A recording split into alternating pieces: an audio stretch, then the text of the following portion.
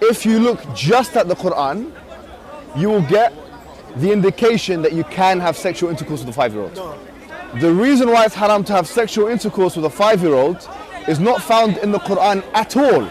If you just read the Quran, it is halal, it would be halal to have sexual intercourse with a 5-year-old. Chapter 65, verse 4. Allah subhanahu wa ta'ala tells us who you can divorce and who you cannot divorce.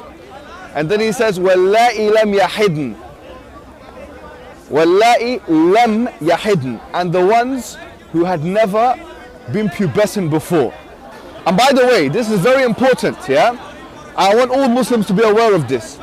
The reason why we don't have sexual intercourse with 5-year-olds and 6-year-olds and 7-year-olds or whatever is not because of puberty.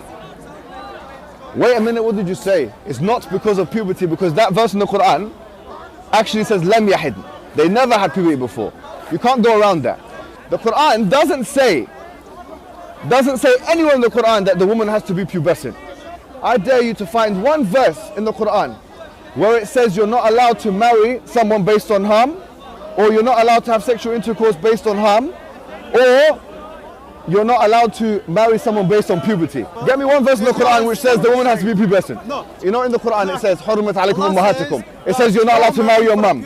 It says you're not allowed to marry your sister or your auntie. Where does it say you're not allowed to marry a prepubescent? I'm looking for one verse that you can say, you pinpoint it and say this is where it says prepubescent marriage or whatever is not allowed. So if you're Quran alone, you're steered towards pedophilia, and a severe type of pedophilia, a wife abuse, a severe type of wife abuse. But when we say it, we are Islamophobic. Stay away from Islam.